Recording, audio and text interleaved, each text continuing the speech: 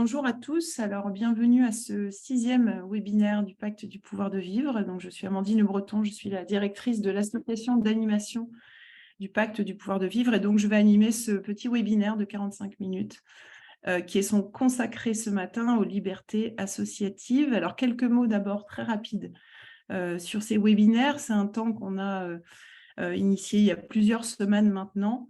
Ce moment assez court, il a pour objectif en fait de pouvoir expliciter un certain nombre d'enjeux portés par les organisations du Pacte du pouvoir de vivre, de présenter des travaux, des rapports, des études ou de faire le point sur des sujets d'actualité et de décrypter une actualité importante.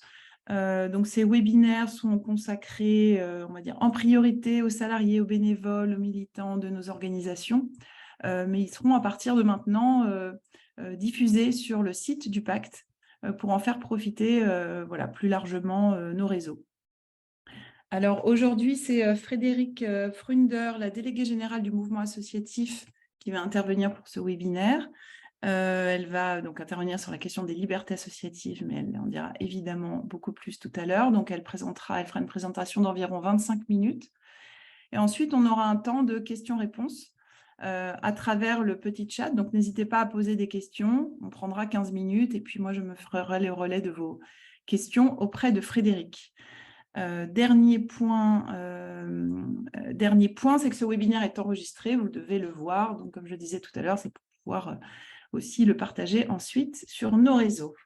Voilà, donc Frédéric, je vais te laisser la parole, également la main sur une présentation puisque tu en as une, et puis on se retrouve dans 25 minutes. Merci beaucoup, merci Amandine. Bonjour à toutes et tous. Alors effectivement, je vais essayer de partager mon écran. Voilà, normalement, ça devrait être bon pour tout le monde. Oui, c'est tout bon, merci. Parfait. Donc merci d'être là pour ce temps de partage autour de cet enjeu, je dirais un enjeu qui malheureusement est d'actualité aujourd'hui pour nous. Je suis donc la déléguée générale du mouvement associatif, qui est une structure qui regroupe des grandes coordinations associatives, coordinations, fédérations qui agissent dans tous les secteurs, dans toutes les activités sur lesquelles peuvent être présentes les associations. Et nous travaillons sur tous ces sujets de développement de la vie associative, de promotion du fait associatif. Donc évidemment, les libertés associatives sont un sujet essentiel pour nous. Alors, pardon, j'essaye de faire défiler mon écran, mais je n'y arrive pas. Voilà, très rapidement, je reviens sur les libertés associatives. De quoi parle-t-on? Je pense que la plupart d'entre vous, évidemment, connaissent la loi du 1er juillet 1901, qui pose le principe de liberté d'association. Pas d'autorisation préalable, pas de contrôle a priori. Une loi qui intervient un peu après la loi sur la liberté de constituer des syndicats aussi, enfin sur cette période fin du 19e, début du 20e, où on remet en place beaucoup de ces libertés de la société civile qui avaient été interdites pendant très longtemps. Donc une loi conquise de haute lutte, après plus d'un siècle d'interdiction de ces rassemblements. Les seules limites pour la constitution d'une association, c'est un objet illicite contraire aux lois, aux bonnes mœurs, qui aurait pour but de porter atteinte à l'intégrité du territoire national ou à la forme républicaine du gouvernement. En dehors de ça, deux ou trois personnes peuvent se constituer en association comme elles le souhaitent. Et les possibilités de dissolution administrative, donc par le gouvernement, sont fortement encadrées. Mais les libertés associatives, quand on parle de liberté associative, ça n'est pas juste cette loi de 1901 qui est évidemment essentielle, mais il ne suffit pas de permettre aux associations de se constituer pour garantir leur liberté. La liberté, elle passe aussi par l'indépendance d'action des associations, leur liberté d'expression, leur capacité d'accès au financement. Donc un ensemble qui permet la liberté de fonctionnement, la liberté d'action. À l'occasion du centenaire de la loi 1901, il y a eu la signature d'une charte des engagements réciproques entre l'État, le mouvement associatif qui s'appelait alors la CPCA, une charte qui a été à nouveau signée en 2014 entre l'État, les représentants des collectivités territoriales et le mouvement associatif. Je la cite parce qu'elle pose un certain nombre d'éléments qui, pour nous, sont assez représentatif de ce que doit être la reconnaissance de cette liberté des associations et de leur liberté de fonctionnement et de la façon dont ça doit se constituer dans la relation avec nos partenaires publics. J'en cite quelques extraits. Cet actionnel, donc la charte, renforce des relations tripartites basées sur la confiance réciproque, le respect de l'indépendance des associations. Les associations jouent un rôle majeur d'interpellation des pouvoirs publics. L'État et les collectivités territoriales reconnaissent aux associations une fonction d'interpellation indispensable au fonctionnement de la démocratie. Tout ça sont pour nous des éléments indispensables qui viennent nourrir cette liberté d'association qui est évidemment une base forte dans notre pays et dans notre République. Ce que l'on observe, c'est malheureusement une pression croissante aujourd'hui sur cet ensemble de libertés associatives. Je vais citer donc un rapport de l'Observatoire des libertés associatives qui s'est constitué en 2018-2019, un ensemble d'acteurs associatifs, dont le collectif pour les associations citoyennes, mais un certain nombre d'autres aussi, ont souhaité travailler sur ce sujet, notamment après un rapport qui avait été remis au Premier ministre sur les conditions du développement d'une politique de vie associative et qui citait entre autres la nécessité de préserver cet ensemble de libertés associatives et d'assurer les conditions optimales d'expression associative dans la société. Considérant qu'il y avait déjà un certain nombre de problématiques qui se posaient, ces associations ont souhaité constituer un observatoire travaillant avec un certain nombre de chercheurs sur des cas très précis. En 2020, donc en octobre 2020, a été publié ce premier rapport de l'Observatoire des libertés associatives basé sur 100 cas d'associations et identifiant un certain nombre d'entraves à l'action associative. En identifiant 4 types d'entraves, des entraves matérielles, donc des coupes de subventions. Évidemment, vous le savez sans doute, il n'y a pas de droit à la subvention. La subvention peut être décidée par les pouvoirs publics sans nécessité de justifier le refus de subvention. Mais c'est évidemment un moyen d'action pour des pouvoirs publics, parfois pour contraindre l'activité de certaines associations. Donc, les entraves matérielles, coupe de subventions, interdiction d'accès à des bâtiments publics, par exemple, interdiction de pouvoir utiliser des bâtiments municipaux, etc. Des entraves administratives, le refus d'agrément, par exemple, pour des associations qui critiquent l'action de l'État. Des entraves qu'on va appeler réputationnelles, des attaques ad hominem contre des responsables associatifs par des élus locaux, par des fonctionnaires territoriaux, visant à décrédibiliser en fait l'action de l'association au travers de ses dirigeants, ou des entraves judiciaires comme l'usage d'amendes, de procès-verbaux ou des procédures, ce qu'on va appeler des procédures bâillons pour limiter l'action associative, donc l'introduction d'actions en justice, dont il est peu probable qu'elles aboutissent, mais qui occupent finalement l'association et mobilisent un certain nombre de ses fonds aussi. Donc, dans ce rapport de 2020, on identifie déjà un certain nombre de cas, encore une fois, 100 cas d'association, ça n'est pas négligeable, qui déjà montrent cette pression qui monte. Mais ce contexte continue à se tendre, alors évidemment aussi dans le contexte de lutte contre le terrorisme, de lutte contre le blanchiment et le financement justement des actions terroristes, etc. Par ricochet, on voit bien un certain nombre de pressions qui augmentent sur la vie associative. Je vais vous citer 2 exemples relativement récents de mise en place de cadres qui viennent fragiliser la vie associative, en tout cas la mettre en difficulté. La cellule Déméter, par exemple. Alors, la cellule Déméter, c'est une cellule d'action qui a été mise en place au sein de la Gendarmerie nationale en 2019, dont il dit qu'elle vise à prévenir, entre autres, des actions de nature idéologique, qu'il s'agisse de simples actions symboliques, de dénigrement du monde agricole, à des actions dures.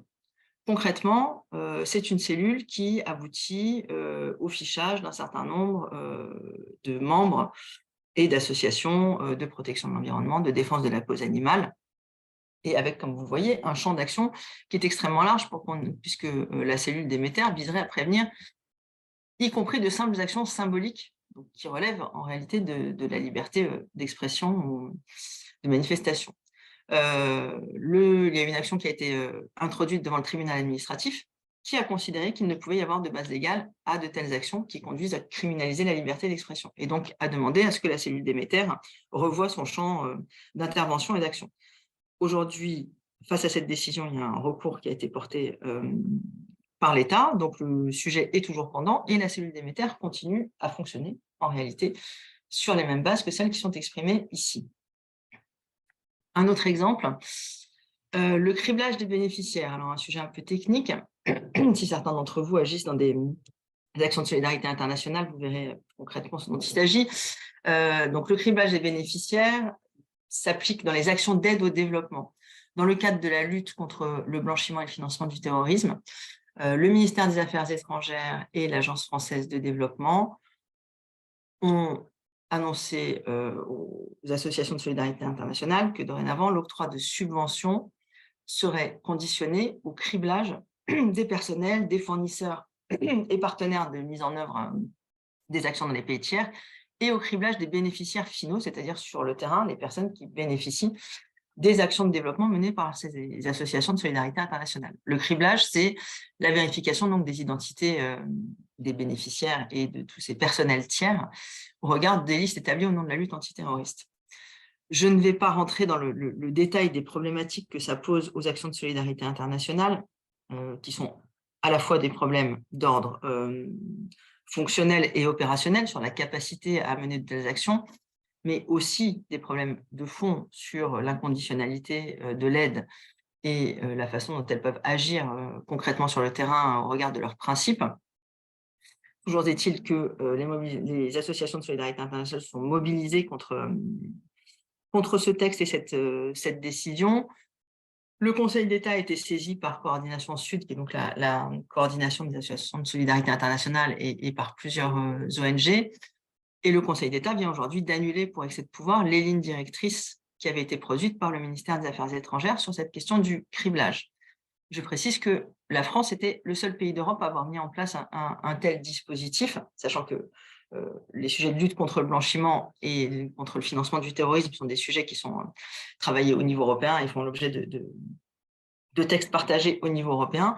Le moyen choisi par la France, cette question de criblage des bénéficiaires par les associations elles-mêmes, transformant finalement les associations en opérateurs du contrôle, en opérateur du contrôle de la lutte contre le terrorisme, la France était le seul pays à avoir choisi cette voie-là de contrainte assez forte, je dirais. Donc, voilà deux exemples plus sectoriels sur les tensions qu'on rencontre sur ces sujets de liberté des associations et de la façon dont les pouvoirs publics ou l'État aujourd'hui peut considérer leur action. Évidemment, un autre sujet qui nous mobilise assez fortement aujourd'hui sur ce contexte de liberté associative, c'est les effets de la loi adoptée en 2021 pour le respect des valeurs de la République. Dans ce texte, qui contient de nombreuses mesures assez diverses, plusieurs mesures viennent renforcer le contrôle des associations, le contrôle possible sur les associations.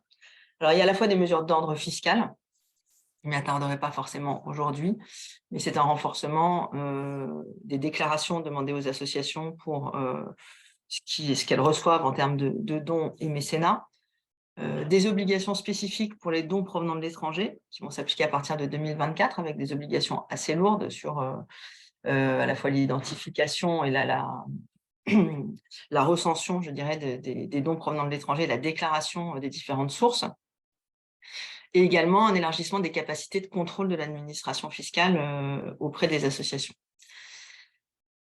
Le deuxième point de cette loi et des mesures consacrées aux associations qui, pour le coup, vient nous occuper assez largement, c'est le contrat d'engagement républicain. Et donc, je vais passer un peu de temps sur ce texte qui, pour le coup, commence à avoir des effets assez directs sur un certain nombre d'associations. Alors, de quoi s'agit-il?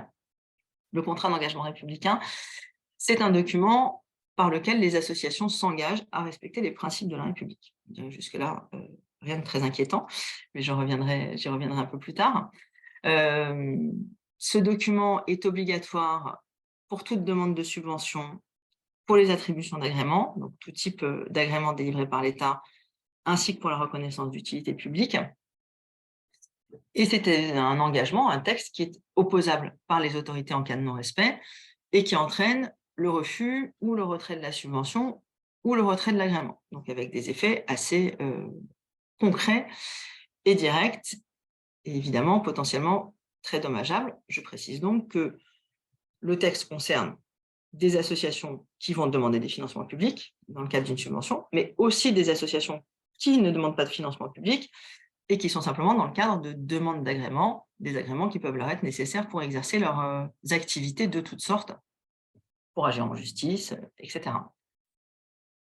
Alors concrètement, je vous le disais, donc ce texte dit que les associations doivent respecter un certain nombre de principes. Les principes sont posés par la loi, mais de façon assez générale, puisque ce que la loi dit, c'est qu'il faut respecter les principes de liberté, égalité, fraternité, de non-discrimination et de respect de la dignité humaine. Encore une fois, jusque-là, rien de très problématique pour les associations, puisque je le rappelle si nécessaire, mais évidemment, les associations, comme toute personne morale, sont soumises aux lois, règlements de notre pays et sont susceptibles, évidemment, d'être amenées devant la justice quand elles ne respectent pas la loi. En l'occurrence, le texte considère qu'il est nécessaire que les associations s'engagent encore davantage en signant un certain nombre d'engagements. Les engagements sont déclinés dans un décret. 7 engagements, je les liste ici: le respect des lois de la République, à nouveau, la liberté de conscience des membres de l'association, la liberté des membres de l'association d'en sortir, c'est ce que précise le texte, un engagement sur l'égalité et la non-discrimination, engagement sur le respect de la fraternité et la prévention de la violence, un engagement sur le respect de la dignité de la personne humaine, un engagement sur le respect des symboles de la République. Là encore, listé comme ça, vous vous direz que globalement, toute association peut s'engager sur ces points-là. Et effectivement, ça peut paraître raisonnable. La problématique, évidemment, réside dans la rédaction des engagements, puisque chacun de ces engagements, au-delà de son titre, est précisé par quelques lignes de présentation, mais avec des notions qui peuvent être floues ou sujettes à des interprétations assez larges. Je vous en cite quelques exemples. Les associations s'engagent à n'entreprendre ni inciter à aucune action manifestement contraire à la loi, violente ou susceptible d'entraîner des troubles graves à l'ordre public. On peut avoir de nombreuses discussions autour de ce que sont des troubles graves à l'ordre public et de la façon dont une action peut être susceptible d'entraîner des troubles graves à l'ordre public. Une manifestation proposée par une association et qui dégénère est-elle une action qui a été susceptible d'entraîner des troubles graves à l'ordre public? C'est extrêmement compliqué de le savoir à l'avance, ça peut même être compliqué de le savoir a posteriori. J'y reviendrai dans quelques exemples ensuite. L'association s'abstient de tout acte de prosélytisme abusif. Le prosélytisme abusif n'est pas une définition posée par la loi. Donc là, on peut également avoir un sujet d'interprétation. L'association s'engage à respecter le drapeau tricolore, l'hymne national, la devise de la République. Très bien, mais quid de certaines actions qui pourraient détourner ces différents symboles avec des visées de création culturelle, d'éducation artistique, etc.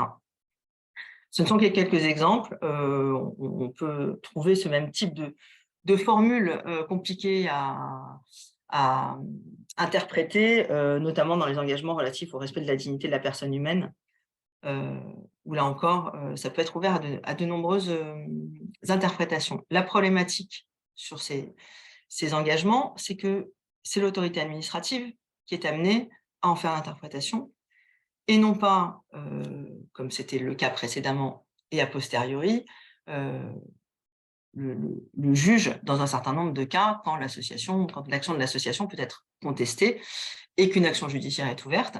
Le juge est évidemment celui qui va interpréter différentes notions comme le trouble grave à l'ordre public ou les notions de prosélytisme. Avec le contrat d'engagement républicain, tout cela se fait avant toute possibilité judiciaire et c'est l'administration, la collectivité territoriale qui va interpréter ces notions et demander à l'association éventuellement de rendre la subvention si elle considère que le contrat d'engagement n'a pas été respecté. Un autre point de ce contrat d'engagement républicain est celui de la responsabilité des dirigeants, c'est-à-dire que le texte indique que l'association, ces dirigeants s'engagent à ce que ce contrat soit respecté par les dirigeants, par les salariés, par les membres, par les bénévoles, et que l'association peut être tenue de responsable des manquements commis par les salariés, les membres, les bénévoles, quand ils agissent en cette qualité de membres, ou lorsque c'est directement lié aux activités de l'association et de la fondation. Alors évidemment, il y a une petite formule qui amoindrit un peu en disant que ça ne s'applique que si les dirigeants informés des agissements se sont abstenus de prendre les mesures nécessaires pour les faire cesser, mais là aussi, il y a une grande difficulté sur la façon dont pourrait être appliqué ce texte, puisque quels sont les moyens d'information dont on peut faire état pour s'assurer que les dirigeants ont bien été informés. Est-ce que les dirigeants sont donc tenus aujourd'hui de surveiller tous les comptes des réseaux sociaux de tous leurs membres, salariés, etc., bénévoles? Et le problème se pose également pour des fédérations têtes de réseau qui peuvent se retrouver, du coup, tenus pour responsables des agissements de leurs associations membres en tant que personnes morales. Vous imaginez ce que ça peut donner pour des fédérations ayant plusieurs centaines, voire parfois plusieurs milliers de personnes morales adhérentes. On se retrouve sur des responsabilités en cascade dont on ne voit pas encore très bien aujourd'hui comment on va pouvoir se sortir. Donc, j'ai commencé à l'évoquer, pourquoi ce texte nous inquiète. C'est d'abord une forme de contrôle préalable qui est contraire à l'esprit de la loi 1901, en fait, qui repose vraiment sur un principe de confiance. Et là, on est au contraire sur un principe de défiance a priori. C'est une insécurisation juridique et financière assez forte des associations, et notamment dans leurs activités militantes, on va dire. Et je le redis, le CR ne porte pas que sur les subventions, mais aussi sur les agréments. Donc, l'argument qui est de dire il faut que l'argent public n'aille qu'à des associations, je dirais, bien sous tout rapport, qui respectent les valeurs de la République, mais encore faut-il être en mesure de les définir le mieux possible. Cet argument ne tient pas complètement, puisque là, ça porte également sur le sujet des agréments. C'est une responsabilité juridique nouvelle et tout à fait disproportionnée qui pèse aujourd'hui sur les dirigeants associatifs, avec une confusion possible des activités de l'association en tant que personne morale avec celle de ses membres, qu'ils soient personnes morales ou personnes physiques. Et c'est aussi un risque d'autocensure pour les associations. Ce qu'on commence à constater, et je vais l'illustrer rapidement, c'est en fait l'ouverture d'une véritable boîte de Pandore, puisque l'interprétation qui est faite du texte par certains préfets, et on le voit très clairement aujourd'hui sur un certain nombre de territoires, peut aller bien au-delà, y compris des recommandations données par le ministère de l'Intérieur ou la direction de la vie associative. Et certains élus de collectivités s'en saisissent également pour aller au-delà et pour refaire, je dirais, les choses un peu à leur sauce. Quelques exemples rapidement, un an après l'entrée en vigueur du texte, puisque le décret est rentré en vigueur il y a maintenant un peu plus d'un an, on voit d'ores et déjà des mises en application contestées et fort problématiques. L'affaire Alternativa Poitiers, dont vous avez peut-être entendu parler. Alternativa Poitiers a organisé un festival il y a quelques mois de ça, et dans le programme était annoncé un atelier de formation à la désobéissance civile. Le préfet de la Vienne a considéré que c'était un risque de trouble grave à l'ordre public et a demandé à la mairie de Poitiers de retirer la subvention qui avait été accordée à Alternativa. La mairie de Poitiers a refusé de retirer la subvention. Aujourd'hui, on est donc l'affaire a été portée en justice par le préfet de la Vienne, qui a donc demandé le retrait devant le refus de la mairie de Poitiers, est allé devant le tribunal administratif. Une action en justice est en cours. C'est une action qui va avoir une importance forte dans l'interprétation de ce texte, parce qu'il y a évidemment beaucoup de questions qui sont posées, mais une des questions est aussi celle de la désobéissance civile comme trouble à l'ordre public. Sachant que, je le précise, on était sur un atelier de formation ou d'information à la désobéissance civile, donc non pas sur une opération même de désobéissance civile. Un autre exemple, le planning familial de Chalon-sur-Saône, qui a fait face à une décision de retrait d'une aide accordée par la mairie pour un stand d'information sur les droits des femmes, parce que le planning familial avait fait une communication sur cette journée d'information, et sur cette communication, sur cette affiche, sur ce tract, figurait parmi un ensemble de visages de femmes, le visage d'une femme voilée. La mairie a considéré que ça n'était pas conforme au contrat d'engagement républicain. Je vous rassure, le planning familial a attaqué la décision du maire et celle-ci a été invalidée par le tribunal administratif d'abord et par le Conseil d'État derrière, mais ça a nécessité un recours en justice. Le planning familial de Chalon-sur-Saône a heureusement été épaulé pour ça, pour pouvoir agir rapidement. La Maison régionale de l'environnement des solidarités de Lille, là, sur cette question des responsabilités en cascade, la Maison régionale de l'environnement des solidarités de Lille a beaucoup d'associations adhérentes auxquelles elle prête ses locaux pour des réunions. Une de ces associations adhérentes a organisé dans ses murs une réunion contestant un projet d'extension d'aéroport. Là aussi, il est dit que le préfet dit que c'était une incitation à la désobéissance civile et convoque la Maison régionale de l'environnement et des solidarités pour lui indiquer que ces subventions pourraient être supprimée si elle ne fait pas attention pour non-respect du CER, parce qu'elle a accueilli une rencontre d'un de ses adhérents appelant à la désobéissance civile. Enfin, un dernier exemple, le Conseil régional d'Auvergne-Rhône-Alpes, qui a décidé d'adopter un CER modifié en surenchérissant d'une certaine façon, en intégrant des obligations de neutralité pour toutes les activités des associations bénéficiant d'une subvention du Conseil régional Auvergne-Rhône-Alpes, ce qui n'est évidemment pas conforme à l'état des textes. À ce stade, je ne sais pas ce que le préfet compte faire contre ce CER modifié.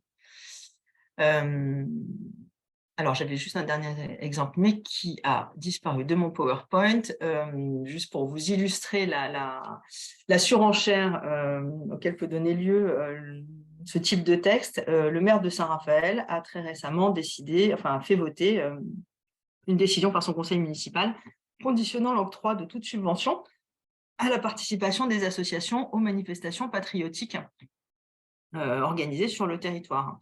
Donc, pour avoir une subvention à la mairie de Saint-Raphaël, aujourd'hui, il faudrait que les associations participent aux cérémonies du 8 mai, du 11 novembre, du 14 juillet, et je ne sais lesquelles encore, puisque je crois qu'ils en avaient listé 5. Donc, alerté par un élu d'opposition, le préfet du Var a déclenché le contrôle de légalité, qui est en cours, mais on voit bien que ce cadre peut finalement peut donner la tentation d'aller au-delà à un certain nombre d'élus investis sur ces questions patriotiques. Voilà. Où en est-on aujourd'hui? Il y a des actions judiciaires en cours, donc un recours devant le Conseil d'État contre le décret CER, qui est pendant depuis maintenant près d'1 an. Donc, on espère pouvoir être rapidement fixé. Une action en cours, je le disais, dans l'affaire Alternativa Poitiers, qui va avoir une importance certaine sur la façon dont le texte peut être interprété. Évidemment, il n'est pas certain que ça s'arrête à la première décision du tribunal administratif. C'est évidemment sur ces sujets aujourd'hui la nécessité d'une vigilance et d'une mobilisation collective, notamment au regard d'un contexte qu'on voit bien, d'un contexte européen dans plusieurs pays de l'Union européenne, et j'en reste à l'Union européenne, mais où on voit bien de nombreuses tentations de réduire l'espace de la société civile et de rétrécir cet espace d'expression. Donc, on a vraiment un enjeu aujourd'hui à préserver cette liberté d'action, d'indépendance de la société civile. La France, depuis des années, fait vivre ces dynamiques associatives, cette société civile, en reconnaissant la possibilité pour des associations d'avoir des financements, quand bien même elles viennent contester l'action des pouvoirs publics au regard de leur capacité d'interprétation, de leur rôle d'interpellation. Aujourd'hui, c'est une dimension qui est de moins en moins acceptée, et en tout cas avec des risques de fragilisation que l'on voit particulièrement aujourd'hui au travers du CER, mais également au travers des quelques autres exemples que j'ai pu vous citer.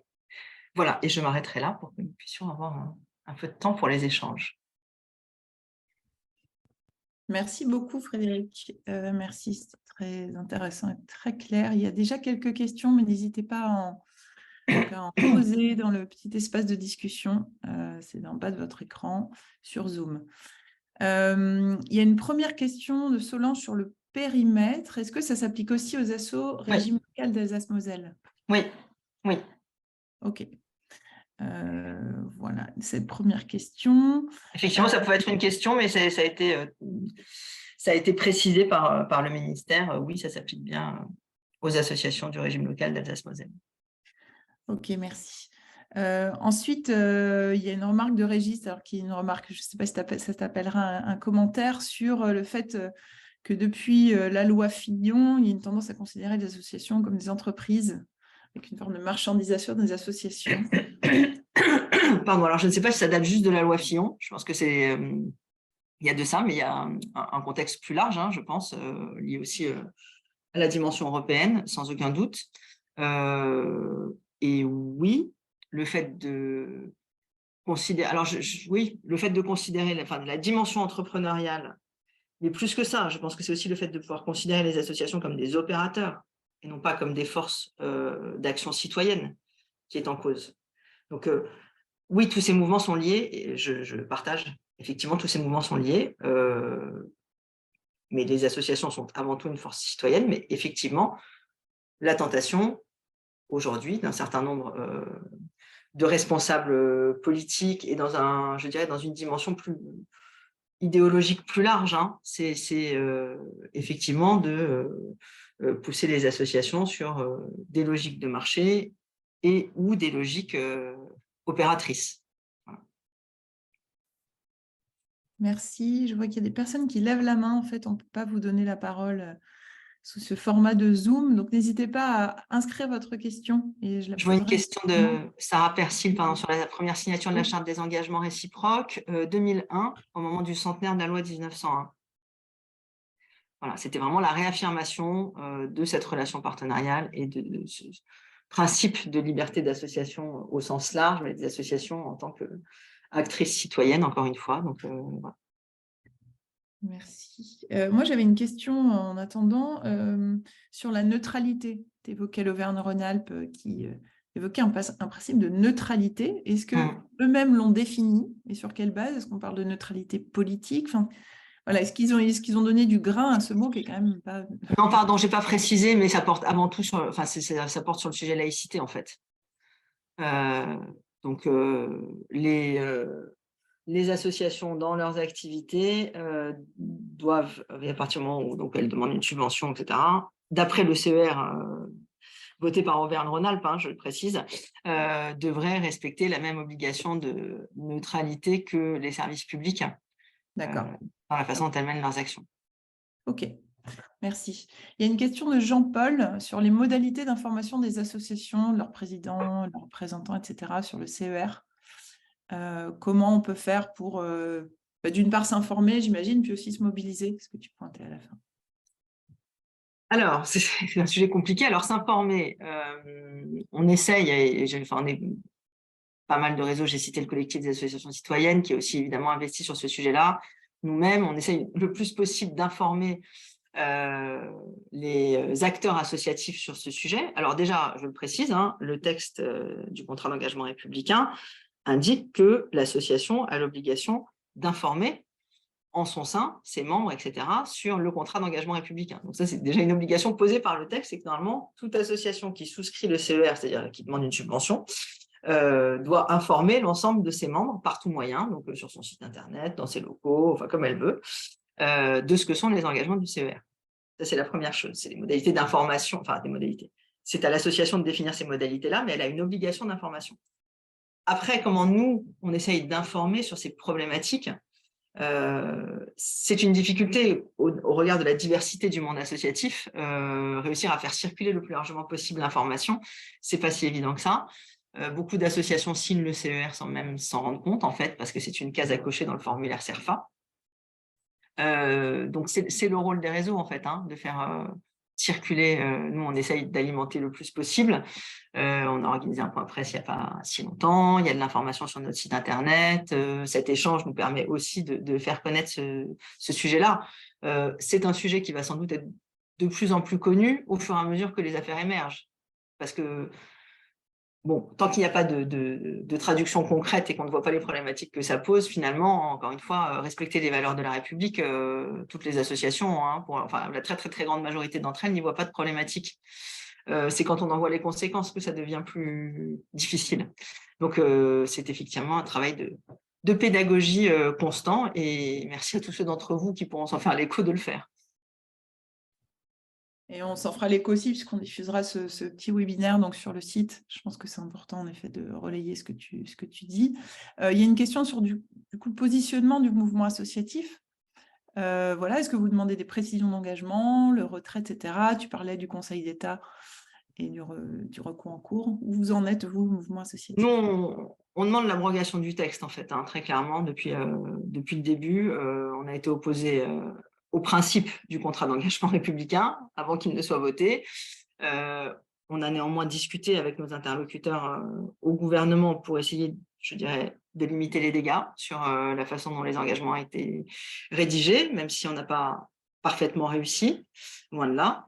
Mais le principe même du texte est pour nous non conforme à ce qu'on attend d'une relation partenariale avec les pouvoirs publics. Donc, on demande l'abrogation de ce texte. On ne souhaite pas de précision sur les engagements. De toute façon, enfin, le problème aussi est qu'un décret, ça peut être extrêmement... Enfin, c'est très dangereux, quoi, en réalité, hein, parce qu'un décret, ça peut être très rapidement modifié. On voit bien déjà aujourd'hui quelle est l'utilisation que certains en font. Je ne vous cacherai pas que c'est un outil magnifique pour restreindre extrêmement fortement l'action associative. Si par hasard, un gouvernement illibéral était là, hein, il a déjà les moyens, enfin voilà, les moyens sont déjà là. Je ne douterais pas qu'il pourrait en inventer d'autres, mais là, on sert sur un plateau des moyens d'action. Donc pour nous, c'est tout simplement l'abrogation.